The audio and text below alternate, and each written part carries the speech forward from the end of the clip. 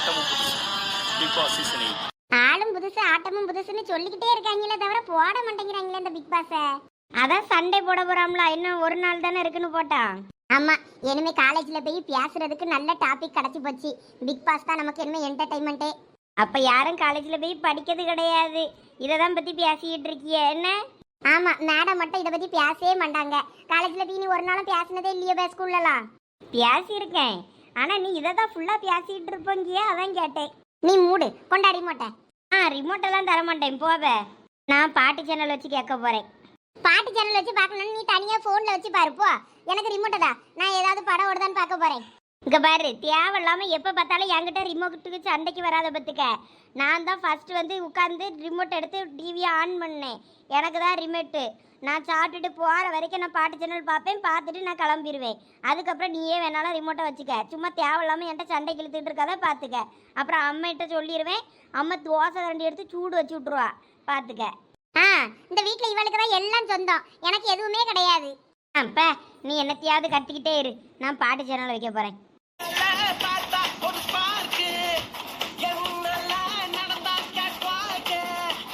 ஐ விஜய் பாட்டு. சரி, அந்த மொக்க பாட்டை கொண்டு போய் வச்சிருக்கா பாரு, எரிச்சலா வருது. அம்மா ஏலா, அங்க வந்தனா தோலை உரிச்சு போடுவேன். அம்மா எவளுக்குலாம் தோசை வேணும்னா வந்து வாங்கிட்டு போங்க சொல்லிட்டேன். அங்க இருந்து சண்டை போட்டுக்கிட்டு இருந்தேன்னா வந்து தோசை கரண்டில சூட வச்சு போடுவேன். சும்மாக்கே நம்மள சோதிச்சுட்டு இடப்பாளுவேன். கொஞ்சம் கெதி ஆயிட்டதான் எந்திரிச்சு வேலை செய்ய ஆரம்பிச்சுட்டுன்னா நம்மள மதிக்க முண்டாளுவேன். ஒரு துப்புற நேருக்கு மண்ணலி போடாண்டாலும் ஒரு சொம்பு தண்ணி வந்து தர முண்டாளுவேன். நம்ம பாடையிலே கடந்தாதான் வந்து செஞ்சு தருவாளுவேன், இல்லாட்டினா ஒரு வேலையும் செய்யாண்டாளுவேன். எல்லாம் எவ்வளவுக்கும் தோசை சேன வேணுமா? அவ கண்ணால பார்த்தா ஸ்பார்க்கு. அம்மா எனக்கு ஒரு முட்டை தோசை.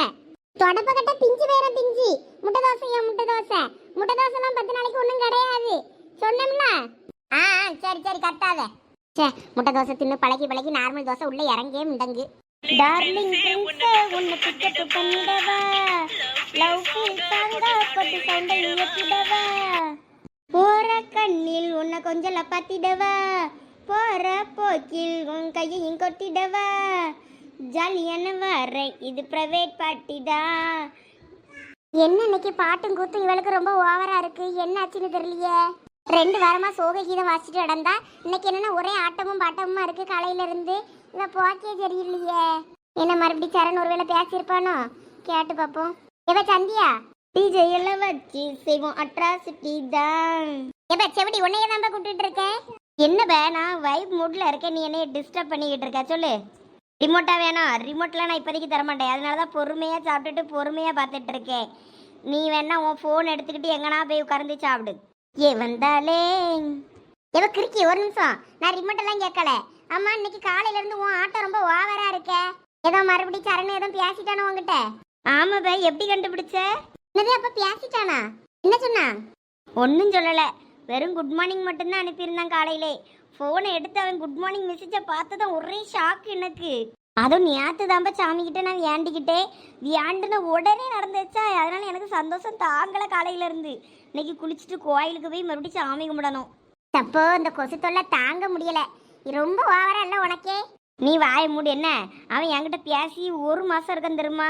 இன்னைக்கு தான் அவன் ஃபோன்ல இருந்து எனக்கு மெசேஜே வந்திருக்கு. இல்லைன்னா நான் மெசேஜ் பண்ணா கூட ஒழுங்கா ரிப்ளையே பண்ண மாட்டான், கஷ்டமா இருக்கும். இன்னைக்கு அவனே குட் மார்னிங் சந்தியான்னு போட்டிருந்தான், அதான் எனக்கு ரொம்ப ஹாப்பியா இருக்கு இன்னைக்கு. அப்புறம் பரவதான் அவனுக்கு ஃபோன் அடித்து கேட்கணும், ஏன் என்கிட்ட ஒழுங்காக பேச மாட்டேங்கிற, ஏன் என் மேலே எதுவும் கோவமான்னு சொல்லிட்டு. அவன் ஒழுங்காக ரிப்ளை பண்ண மாட்டேங்கிறான்னு நானும் அவங்க மட்டும் கோவத்தில் நானும் அவன் பேசும்போது ஒழுங்காக பேசலதுக்கப்புறம் இனிமேல் தான் பரவ கேட்கணும். என்ன நீ ஒளிஞ்சு நாசமாக போங்க, நீ திருந்த மாட்டேன்னு தெரிஞ்சு போச்சு. அங்கே தான் போய் குப்பை கொட்டு, வேணா போய் அங்கேயே போய் குப்பை கொட்டு. நான் போகிறேன்ப்பா, நீ இதுக்கு சோகமாகவே இருந்திருக்கலாம். தாங்கலை காலையிலேருந்து உன் அழப்பற. எப்போ சோனி போவாதவ, வேணா ரிமோட்டு தாரேன்பா, இங்கே வா. அதெல்லாம் ஒன்றும் தேவையில்ல, நான் ஃபோன்லேயே பார்த்துக்கிட்டுறேன், நீயே வச்சுக்க ரிமோட்டை. என்ன இந்த சோனி கோச்சிக்கிட்டு போயிட்டா? ஒருவேளை சரண்கிட்ட மறுபடியும் பேசுறேன்றத கோச்சிக்கிட்டாலோ? கோச்சிக்கிட்டோம், நம்ம நல்ல பாட்டா வச்சு கேட்போம். நீங்க வாரது எனக்கு தெரியாதுல்ல, அதனால ஒண்ணுமே செய்யல. காலையில கொஞ்சம் ரவை மாவு கடந்துன்னு அதை தான் கிண்டி நாங்கள் போய் சாப்பிட்டோம். சந்தோஷம் கடைக்கு போனா நான் இப்பதான் சாப்பிட்டுட்டு ஒரு டம்ளர் காப்பியும் குடிச்சிட்டு கையை கழுவுனேன். நீங்கள் வந்து பார்த்தா அங்கே நிற்கிய திடுதுப்புன்னு. நீங்க வரது தெரிஞ்சாலாவது ஏதாவது செஞ்சிருக்கலாம். சரி, நான் இப்போ கூட ஒன்றும் பிரச்சனை இல்லை, கொஞ்சம் ரவை போட்டு கிண்டட்டுமா? இன்னொரு பாக்கெட்டு கிடக்கு. ஏலா ரமணி, நீயாவது வரும்போது ஒரு வார்த்தை நாங்க இப்படி வாரன்னு சொல்லியிருக்கலாம்ல, சொல்லாம இல்லாம இப்படி வந்து நிக்கியல. ஐயா மைனி, நீங்க எதுவும் வருத்தப்படாதீங்க, நாங்க வரும்போது தான் சாப்பிட்டுட்டு வந்தோம், இட்லி ஊத்தி சாப்பிட்டுட்டு தான் வாரோம். அப்படியா? அப்ப எப்ப வந்தியே? அவன் நேத்தே வந்துட்டா, கோயிலுக்கு போனோன்னு சொல்லிட்டு. ஆமா மைனி, குளசிக்கு போலான்னு நேத்து வந்தோம், வந்துட்டு நேத்து சாயங்காலமே கோயிலுக்குலாம் போயிட்டு சாமி கும்பிட்டுட்டு வந்துட்டோம். வேற நேரம் ஆயிட்டுன்னு நேத்து அண்ணன் வீட்டில் தான் தங்கினேன். சரி, அதான் வந்து இன்னைக்கு உங்களையும் பார்த்துட்டு இங்க லட்சுமி அக்கா இருக்கவள அவையிலையும் ஒரு பார்க்கணும்னு நினைச்சேனா, அதான் சரின்னு இங்க வந்தேன் காலையிலே. இனிமே பார்த்துட்டு எடுத்துட்டு மதியம் இல்லைன்னா சாயங்காலத்துக்குள்ள கிளம்பிடணும். ஏன்னா எங்க மாமியார் வேற விட்டுட்டு வந்திருக்கோம்ல. கோயிலுக்கும் கோயிலுக்கு வரணும்னு ரொம்ப ஆசை தான், வேற கோயிலில் கூட்டமா இருக்கும் பத்தியில, அதனால தான் வீட்லயே விட்டுட்டு வந்துட்டோம், இன்னொரு தடவை பார்த்துக்கிடலான்னு. அப்படியா? அப்ப நேத்தே கோயிலுக்கு போற தெரிஞ்சதா என்னையும் கூப்பிட்டுருக்கலாம்ல, நானும் வந்திருப்பேன்ல. எங்க அவளே திடுதுப்புன்னு வந்து நின்னுட்டு கோயிலுக்கு போனோம்னா அந்த ஆள கடகடன்னு அப்படியே கிளம்பியாச்சு. முன்னாடியே சொல்லியிருந்தாலாவது உன்னையே கூப்பிட்டு விட்டுருந்துருப்பேன், நீ அங்கே வந்திருப்பா, அப்படியே சேர்ந்து போயிருக்கலாம். ஒரு பிளானும் இல்லை, திடீர்னு கிளம்புனது தான். அப்படியா? சரி சரி, பரவாயில்ல, இருக்கட்டும். உங்களுக்கு இப்போ தர ஒன்றும் இல்லையேன்னு தான் வருத்தமாக இருக்கு. ஐயா மைனி, சும்மா வருத்தப்பட்டுக்கிட்டு இருக்காதீங்க. இந்தா நாங்கள் காப்பியெல்லாம் குடிச்சாச்சுல, இந்தாங்க டம்ளர் அப்படிங்க. சரி, அப்போ மதியத்துக்கு இங்கே நம்ம வீட்டில் தான் சாப்பாடு, இருந்து சாப்பிட்டுட்டு தான் போனோம்னு சொல்லிட்டாம்மா. சரி, சாப்பிட்ருவோம். சரண்யா, வா நம்மளும் வெளியே போகலாம், வெளியே தான் கொஞ்சம் காத்தோட்டமாக இருக்கும், உள்ள காத்தே இல்லை, அனலாக இருக்கு. சரி, வாசங்கண்ணா போவோம். எம்மா, நாங்கள் வெளியே இருக்கோம். சரிம்மா. பிள்ளைகளுக்கு ஃபேன் இல்லைன்னா உள்ள இருக்காண்டேன்னு வெளியே போதுவேன்னு நினைக்கேன். நானும் இந்த சந்தோஷத்தில் ஒரு ஃபேனை மாட்டிதாயான்னு சொல்லிக்கிட்டு இருக்கேன், மாட்டாண்டேங்க. டேபிள் ஃபேனை எடுத்து நாங்கள் கீழே வச்சிருந்தேன், இந்த எடுத்துகிட்டு வர இருங்க. இருக்கட்டும் மைனி, பரவாயில்ல, இருக்கட்டும், அதெல்லாம் ஒன்றும் இல்லை. சரி இருங்க, நான் தான் வரேன். மைனி, இந்த வீடும் நல்லா தான் இருக்குது, தோட்டமும் இன்னைக்கு நல்லா தான் இருந்து, பரவாயில்ல, நீங்கள் வாங்கிட்டியே. வாங்காமல் விட்டுருந்தாலும் கவலையாக தான் இருந்திருக்கும், நல்ல இடத்த விட்டுட்டோமேனு. ஆமாம், இடம்லாம் நல்ல இடம் தான், இருந்தாலும் எனக்கு இங்கே என்னமோ பிடிக்கல, இங்கே ஆளுவை யாருமே பிடிக்கல, ஏதோ சும்மாக்கி தான் சரி வாங்கி போட்டு வச்சிருக்கு, பறவை எப்பயாயினும் உதவுமேனு. சரி மைனி, வாங்க நம்மளும் அப்படியே வெளியே போவோம், பிள்ளைலாம் வெளியே நிற்கல, வெளியே காத்தோட்டமாக நிற்போம், நல்லா தான் இருந்து வெளியேவும். நீ போ, நான் வாரேன். அருமதி எங்க? அவளுக்கு தான் ஃபேன் தூக்கிட்டு வந்தேன், அவன் நாங்கள் பிள்ளைகளோட வெளியே போகிறேன்னு சொல்லி முத்தத்துக்கு போனான். நீ ஃபேன் அப்படி வை. அவியெல்லாம் ஏசிலே பிறந்து வளர்ந்தைய, அவிய ஃபேன் இல்லைனாலாம் இருக்காண்டாவ. ஐயா எப்போ காற்று இல்லைன்னு தான் இருந்துச்சு வெளியே போயிட்டாலோ. அவள் என்னனையும் போயிட்டு போறா, அவள் லட்சுமியை பார்க்க தான் மெனக்கெட்டு இங்கே வந்திருக்கா. இனிமே அந்த பயல்வட்ட மெதுவாக கேட்பா, லட்சுமி வீடு தெரியுமாயா, வாயா கூப்பிட்டு போயான்னு. அதுக்கு தான் அவள் அப்படியே வெளியே போறா. சரி சரி, அவள் அப்போ போயிட்டு வரட்டும், நம்ம மதிய சாப்பாட்டுக்கான வேலையை பார்ப்போம். வாரியாடே, கொஞ்சம் தக்காளி வெங்காயம் ஏதாவது உடச்சிதா கொஞ்சம் வேலையை பார்த்தோன்னா எனக்கு கொஞ்சம் உதவியாக இருக்கும்ல, சட்டுப்பட்டு நீ செஞ்சிடலாம். செய்வோம், நீ பொறுமையாக இல்லை, உட்காரு, உங்கள்கிட்ட ஒரு விஷயம் பேசணும். என்ன ரமணி விஷயம்? நீ உட்காரு, சொல்கிறேன். என்ன கேட்க போறான்னு தெரியலையே, நம்ம வேற அப்பப்போ சாட மடையா அந்த தண்டபாணிக்கிட்ட போய் பொண்டாட்டிக்கிட்ட போய் பிள்ளைகள் கூட போய் சேர்ற வழியை பாரு, இங்கே இவகிட்ட கிடக்காதுன்னு சொல்லி கொடுப்போமே, அதை எதையும் போய் சொல்லி கொடுத்து விட்டானா இவகிட்ட, அதை எதையும் தான் கேட்க போறாளோ. சரியான விசக்கிருமியாச்சா இவ, வஞ்சம் வச்சான்னா நம்மள உடாண்டாளே. சரி, என்னன்னு கேட்போம். என்ன ரமணி சொல்லு. அது ஒன்றும் இல்லைக்கோ, சார்மதி சொந்தத்தில் ஒரு பொண்ணு இருக்குதா, அதான் நம்ம பையலுக்கு கேட்டு முடிச்சு வைப்போமா என்னன்னு உங்ககிட்ட கேட்கலான்னு தான் உன்னையும் உட்கார சொன்னேன். எப்படிடே, உனக்கு எதுவும் சம்மதமா? இது ரொம்ப சந்தோஷமான விஷயமே. பொண்ணு பிள்ளை என்ன படிச்சிருக்காளா, என்ன பண்ணுதான், இவங்களுக்கு எப்படி சொந்தம், நம்ம இதுதானா? அவைய வீட்டுக்கார முறையில் ஏதோ ஒரு சொந்தம்னு சொன்னா, ஆனால் கட்டிக்கிற முறை தான் வரும்னு நினைக்கேன். பிள்ளை ஏதோ காலேஜ் முடிச்சு ஐடியில் வேலை பார்க்குதான், சென்னையில் தான். அவையெல்லாம் மாப்பிள்ள தான் பார்த்துக்கிட்டு இருக்காவலாம், அதனால நம்ம பையலுக்கு கேட்டு பார்க்கலாம். உனக்கு பொண்ணு பிடிச்சிருந்தா, பொண்ணு பிள்ளை பிடிச்சிருந்துன்னு வை, மேற்கொண்டு நம்ம பையட்டையும் காட்டி ஜாதகத்தெல்லாம் பார்ப்போம். எதுவும் போட்டோ கிட்ட சார்மதி கொண்டு வந்து காட்டினாளா? இல்லை, இப்போதைக்கு வாய் வார்த்தையாக தான் சொன்னா. நான் இனிமேல் கேட்டு போட்டு அனுப்ப சொல்கிறேன். இப்போ தான் எதுனாலும் உடனே வாட்ஸ்அப்பில் அனுப்பிடுவியாவில், சஞ்சய்க்கு அனுப்பி விட சொல்கிறேன். அனுப்புனதான் உங்களுக்கு அனுப்புறேன்னு இருக்கா.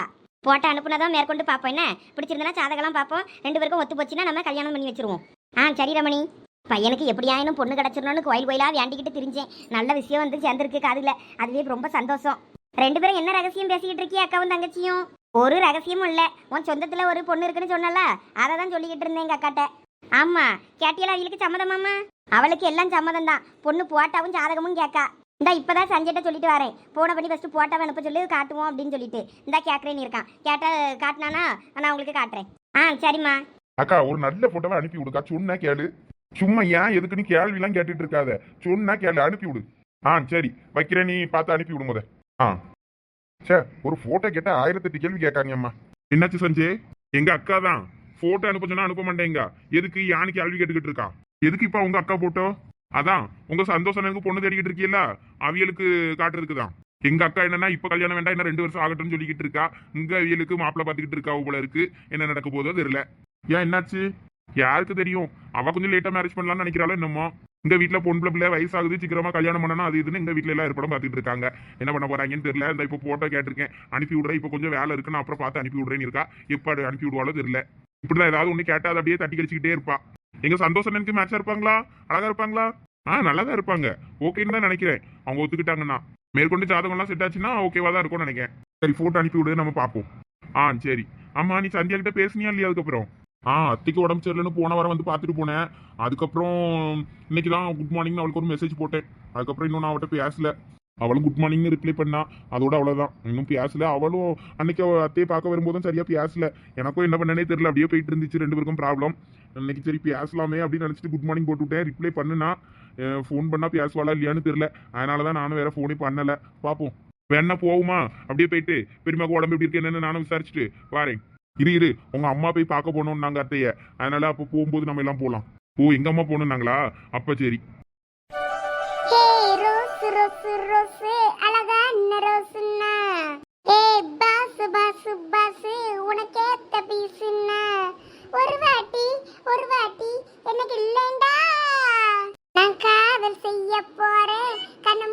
கையால உன்னை தூக்கி கொஞ்ச போறேன், கை தூக்கு நீ மேல.